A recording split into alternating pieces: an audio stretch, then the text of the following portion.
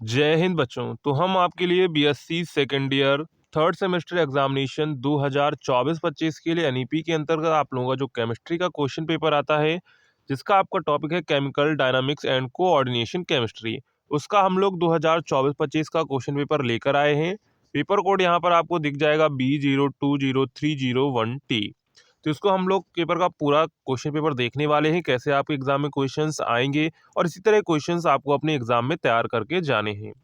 उससे पहले अगर आप चैनल पर पहली बार आए हैं तो चैनल को सब्सक्राइब एंड वीडियो को लाइक करना ना भूलिएगा। तो यहाँ पर जो आपको पेपर सॉल्व करने के लिए आपको जो यहाँ पर है 2 घंटे का समय दिया जाता है और आपका जो है मैक्सिमम मार्क्स 75 नंबर का आपका जो है पूरा पेपर यहाँ पर होता है। पेपर को सॉल्व करते समय सबसे जरूरी है उसका निर्देश, यानी कौन से सेक्शन से आपको कितना जो है पेपर करना है, कितने क्वेश्चंस करने हैं। इस this paper consist of 3 section A B and C, यानी कि इस पेपर में कितने सेक्शन है, ए बी सी 3 सेक्शन है। Carefully read the instructions of the each section, यानी कि सभी सेक्शन के आपको इंस्ट्रक्शंस अच्छे से पढ़ने हैं। In solving the question paper candidates have to write their answers in the given answer copy only, यानी कि आपको जो अपने उत्तर हैं वो आपको आंसर कॉपी में ही लिखने हैं।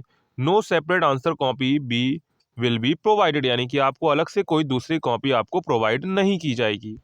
हिंदी में देखें तो इस प्रश्न पत्र में 3 खंड आबा और सा है। प्रत्येक खंड में वर्णित निर्देशों का पालन करते हुए प्रश्न पत्र हल कीजिए। अभ्यर्थियों को अपने उत्तर केवल दी गई उत्तर पुस्तिका में ही देना है, कोई अलग से उत्तर पुस्तिका बी उपलब्ध नहीं कराई जाएगी। ठीक है, तो सबसे पहले आते हैं हम लोग सेक्शन ए पर, यानी खंड आ में, जिसमें हमको शॉर्ट आंसर टाइप क्वेश्चंस यानी कि लघु उत्तरीय प्रश्न देखने को मिलते हैं। हमको नोट क्या दिया गया है, ऑल क्वेश्चंस आर कंपलसरी, यानी कि सभी प्रश्न अनिवार्य हैं।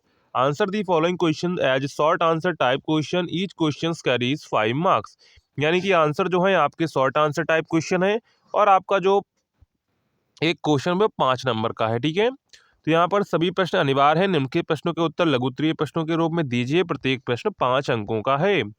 जैसे यहाँ पर हमारा पहला ही क्वेश्चन है, determine the order of reaction and the rate constant of the decomposition of NH3 on A tungsten wire eight 857 degree Celsius from the following data, यानी कि 857 डिग्री सेल्सियस पर टंगस्टन तार पर NH3 के अपघटन की प्रतिक्रिया के आदेश और दर स्थिरांक का निर्धारण करें निम्नलिखित डेटा से। ठीक है, ये आपको एक क्वेश्चन सॉल्व करना है। इसके बाद इसी में आपका बी क्वेश्चन आता है। तो बी क्वेश्चन क्या कह रहा है, give the names of the following coordination compound, यानी कि निम्नलिखित समन्वय यौगिकों के नाम बताइए। तो देख लेते एक एक करके हम लोग सारे नामों को। तो यहाँ पर पहला नाम आपका हो जाएगा, यहाँ पर देखिए क्या लिखा हुआ है, यहाँ पर है CrNH3 का होल 6Cl6। तो इसका नाम क्या हो जाएगा, इसका नाम आपका हो जाएगा हेक्सा अमीन। क्या हो जाएगा, हेक्सा अमीन, क्योंकि यहाँ पर अमीन देखिए 6 लगे इसलिए hexa amine.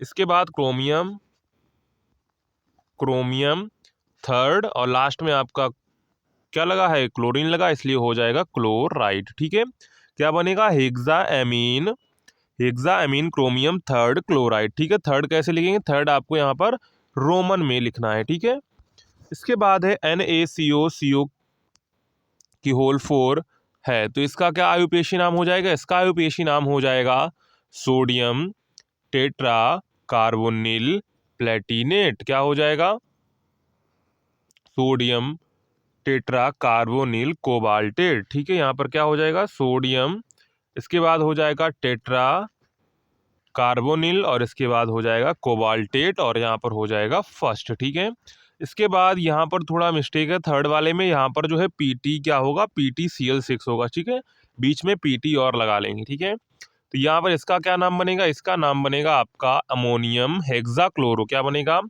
Ammonium हेक्साक्लोरो Palatinate fourth. क्या बनेगा, प्लेटिनेट फोर्थ बनेगा। ठीक है, तो ये आपके जो चारों हैं समन्वय यौगिक यानी कि कोऑर्डिनेशन कंपाउंड के नाम हो जाएंगे। ठीक है, इसके बाद आगे बढ़ते हैं। तो इसी में हमारा क्वेश्चन नंबर सी है। तो क्वेश्चन नंबर सी क्या कह रहा है, देखो, calculate the root mean square velocity of sulphur dioxide molecules at 427 degree Celsius CGS units, यानी कि 427 डिग्री सेल्सियस पर सल्फर डाइऑक्साइड अणुओं की मूल माध्य वेग यानी कि CGS इकाइयों में गणना करें। इसके बाद इसी में आपका डी क्वेश्चन है, scale the structure of the following ions, यानी कि निम्नलिखित आयनों की संरचना का रेखा चित्र बनाइए।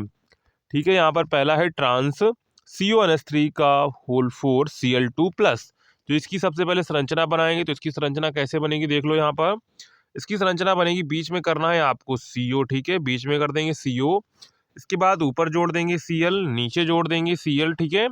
इसके बाद इधर आपको जोड़ देना है, इधर डॉट डॉट करके जोड़ देंगे आप NH3, ठीक है। इधर क्या रहेंगे, इधर इस तरह का डायग्राम त्रिभुज टाइप का बनाएंगे, यहाँ पर जोड़ेंगे NH3। इसके बाद क्या करेंगे, इधर डॉट डॉट करके आपको ऐसे ले जाना है, यहाँ पर NH3 जोड़ देना है, ठीक है। और इसके बाद यहाँ पर त्रिभुज टाइप का बनाना है और यहाँ पर आपको NH3 जोड़ देना है, तो ये आपका स्ट्रक्चर बन जाएगा, ठीक है। इसके बाद है सिस PTEN2CN2 और इसके बाद कोष्टक 1+2, ठीक है। तो यहाँ पर इसकी संरचना कैसे बनेगी देख लीजिए। इसकी संरचना बनेगी, प्लेटिनम लिख देंगे, ठीक है। इसके बाद ऊपर लेकर जाएंगे, ठीक है, एक बॉन्ड ऊपर लेकर जाएंगे, तो यहाँ पर आपको लगा देना है Cl, एक बॉन्ड यहाँ पर लेकर जाएंगे, Cl लगा देंगे। इसके बाद ईएन आपको पता है डबल बॉन्ड से बनता है, जोड़ देंगे। उसके बाद ईएन को डबल बॉन्ड से जोड़ देंगे, कोष्टक को बंद कर देंगे। इसके बाद ऊपर +2 यहाँ पर लगा देंगे, बस आपका जो है यहाँ पर संरचना बन जाएगी। इसके बाद इसी में आपका ई है, तो ई क्या कह रहा है, derive the relationship between KP and KC, यानी केसी और केपी के बीच आपको संबंध सिद्ध करना है। इसके बाद इसी में आपका एफ पार्ट है, तो एफ पार्ट देखो यहाँ पर क्या कह रहा है, give Clausius Clapeyron equation for liquid reversible vaporation equilibrium, यानी कि द्रव वाष्प संतुलन के लिए क्लॉजियस क्लोपेरान का समीकरण दीजिए। इसके बाद इसी में आपका है जी पार्ट, तो यहाँ पर क्या है, the half life period of a substance is 50 minutes at a certain concentration when the concentration is reduced to 1/2 of the initial concentration the half life period is 25 minute, calculate order the reaction. यानी कि एक पदार्थ का आधे जीवन काल 50 minute है। जब उसकी सांद्रता एक निश्चित मान पर होती है तब सांद्रता प्रारंभिक सांद्रता के आधे तक घट जाती है, तो आधे जीवन काल 25 मिनट हो जाता है। तो प्रतिक्रिया का आदेश की गणना करें। तो यहाँ पर कौन सी रिएक्शन है, तो यहाँ पर जो है जीरो ऑर्डर रिएक्शन है। क्या है, जीरो ऑर्डर यहाँ पर रिएक्शन है, ठीक है। इसके बाद आगे बढ़ते हैं, तो इसी में आपका एच पार्ट है, तो एच पार्ट देखो यहाँ पर क्या कह रहा है, तापमान का प्रतिक्रिया पर प्रभाव, यानी कि तापमान देखो, जब भी कोई अभिक्रिया का तापमान बढ़ाया जाता है उस अभिक्रिया की दर भी बढ़ती है और साथ में आपका वेग स्थिरांक भी बढ़ता है। इसके बाद है आर्हेनियस समीकरण दीजिए, तो आर्हेनियस समीकरण आप लोग नोट कर लीजिए। आर्हेनियस समीकरण क्या होगा, यहाँ पर नोट करेंगे इसको, तो नोट करेंगे K = ए ई की पावर माइनस का ई ए, ठीक है, ई की पावर माइनस का ई ए अपॉन आर टी, ठीक है। ये आपका आर्हेनियस समीकरण हो जाएगा। इसके बाद आता है सेक्शन बी, यानी कि खंड बा, जिसमें हमको लॉन्ग आंसर टाइप क्वेश्चंस देखने को मिलेंगे, यानी कि दीर्घ उत्तरीय प्रश्न। तो यहाँ पर सबसे पहले हमको यहाँ पर निर्देश क्या दिए गए, देखो, this section contains 4 questions from which one question is to be answered as long question, यानी कि आपको क्या करना है, 4 क्वेश्चन देंगे, किसी में से आपको एक क्वेश्चन का आंसर करना है। ईच क्वेश्चन कैरीज 15 मार्क्स, यानी कि प्रत्येक प्रश्न 15 अंकों का है, ठीक है। तो प्रस्तुत खंड में 4 द्वितीय प्रश्न हैं, जिनमें से एक प्रश्न करना अनिवार्य है। प्रत्येक प्रश्न 15 अंकों का है। जैसे यहाँ पर पहला क्वेश्चन हमको यहाँ पर दिया गया था, derive want of reaction isotherm, how the free energy change of a reaction in an state other than state of equilibrium related to reaction QP and equilibrium constant KP, यानी कि बांड-ठाप प्रतिक्रिया आइसोथर्म का सिद्धांत करें। एक प्रतिक्रिया की मुक्त ऊर्जा परिवर्तन किसी व्यवस्था में जो संतुलन अवस्था से भिन्न हो, इसे प्रतिक्रिया QP और संतुलन स्थिरांक KP से कैसे जोड़ा जाता है, ठीक है। इसके बाद इसी में आपको ऊपर वो वाला नहीं करना है, तो आप ये वाला कर सकते हैं। The critical temperature and critical pressure of chlorine are 14 degrees Celsius and 93.5 atmospheric respectively. Calculate the values of the van der Waals constant and A and B. यानी क्लोरीन का आलोचनात्मक तापमान 146 डिग्री सेल्सियस है, आलोचनात्मक दबाव 13.5 वातावरण है। वान डर वाल्स स्थिरांक आपको यहाँ पर जो है ए और बी के आपको यहाँ पर मान ज्ञात करना है। इसके बाद अगर आपको ये भी नहीं आता है तो आप ये वाला कर सकते हैं। नेक्स्ट है explain phase diagram of the water system and discuss it's salient features, यानी कि पानी प्रणाली के चढ़ आरेख को समझाइए तथा इसके महत्वपूर्ण विशेषताओं पर चर्चा करें। इसके बाद अथवा करके आपको दूसरा यहीं पर दिया गया, अगर आपको वो वाला भी नहीं आता है तो आप ये वाला अथवा कर सकते हैं। Explain activation energy with example. What is the root mean square velocity of the molecules in a sample of oxygen gas 0 degree Celsius and 100 degree Celsius? यानी कि सक्रिय ऊर्जा को उदाहरण सहित आपको समझाना है. 0 डिग्री सेल्सियस और 100 डिग्री सेल्सियस पर ऑक्सीजन गैस के अणुओं का मूल माध्य वेग क्या है वो आपको यहाँ पर बताना है. ठीक है, इसके बाद आगे बढ़ते हैं तो आता है हमारा सेक्शन सी, जिसे हम लोग खंड सा कहते हैं. इसमें भी हमको लॉन्ग आंसर टाइप क्वेश्चंस देखने को मिलते हैं, यानी कि दीर्घ उत्तरीय प्रश्न देखने को मिलते हैं. तो यहाँ पर नोट क्या दिया गया, नोट सबसे पहले पढ़ लीजिए. This section contains 4 questions from which one question is to be answered as long question. Each question carries 15 marks. प्रस्तुत खंड में 4 दीर्घ उत्तरीय प्रश्न हैं, जिनमें से एक प्रश्न करना अनिवार्य है. प्रत्येक प्रश्न 15 अंकों का है. ठीक है, अगर आपको इसकी पीडीएफ डाउनलोड करें उसकी लिंक आपको डिस्क्रिप्शन में मिल जाएगी, तो उससे आप लोग जो है इसकी पीडीएफ वहां से डाउनलोड कर सकते हैं. तो यहाँ पर हमको इसी में क्वेश्चन दिया गया है. देखो क्वेश्चन क्या कह रहा है. पहला क्वेश्चन इसमें है हमारा, calculate in Bohr magneton the expected magnetic movement for the following ions spin magnetic movement. निम्नलिखित आयनों के लिए स्पिन चुंबकीय क्षण बोहर चुंबकीय परिमाण में अपेक्षित चुंबकीय पल का निर्धारण करें. Fe3 plus, Ni plus, Ni2 plus और Cu प्लस. इसके बाद इसी में आपका बी पार्ट है. तो बी पार्ट देखो क्या है.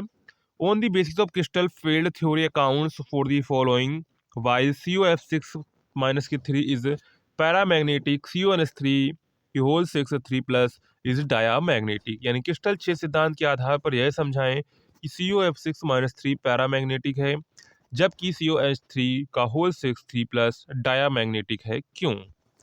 इसके बाद अगर आपको ये नहीं आता है तो आप नीचे वाला कर सकते हैं. Explain in detail crystal field splitting in octahedral complexes coordination number 6 and also discuss crystal field stabilisation energy यानी कि CFSE.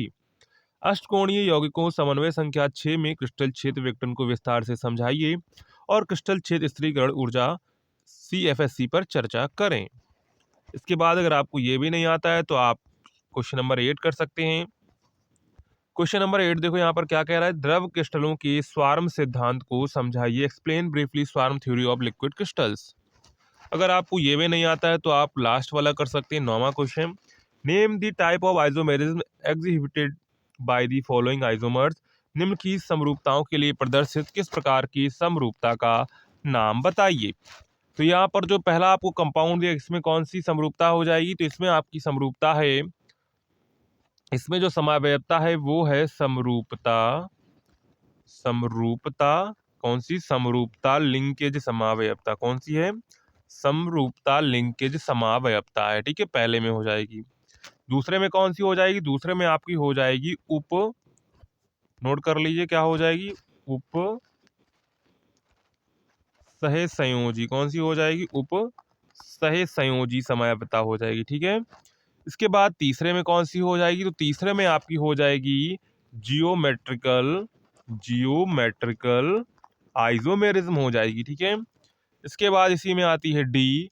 तो डी में कौन सी हो जाएगी? तो डी में आपकी हो जाएगी आयोनाइजेशन यानी कि आयनन. कौन सी हो जाएगी? आयनन समावयवता हो जाएगी. ठीक है, इसके बाद इसी में आपका ई आता है. तो ई में कौन सी हो जाएगी? तो ई में आपकी हो जाएगी उप सह संयोजी समावयवता. ठीक है, इसके बाद लास्ट है आपका write down the IUPAC nomenclature of CrNS3 का होल 6 Cl3. ये नोमेनक्लेचर मैंने अभी पहले ही कराया हुआ है. इसका आंसर आप लोग कमेंट सेक्शन में बताएंगे. ठीक है, अभी मैंने जस्ट इसी में आपका जो पहले आयुपेशी नाम आया था उसमें आया था. तो आप लोग जो है पूरा वीडियो देख के इसका आंसर आप लोग बताएं क्या होगा. कमेंट सेक्शन में आप लोगों हम आपका वेट करेंगे. तो आप लोग जरूर अपना आंसर जो है कमेंट सेक्शन में बताइएगा कि इसका आंसर क्या होगा. ठीक है, तो अगर आप लोग BSc थर्ड सेमेस्टर का केमिस्ट्री का पेपर देने जा रहे हैं तो एक बार इस पेपर को आप लोग जरूर देखकर जाइएगा. ठीक है, तो चलिए मिलते हैं नेक्स्ट वीडियो में. तब तक के लिए जय हिंद. और आप लोग जो है टेलीग्राम व्हाट्सएप की लिंक आपको डिस्क्रिप्शन में मिल जाएगी, तो उसे भी आप लोग जरूर ज्वाइन कर लीजिएगा. मिलते हैं नेक्स्ट वीडियो में.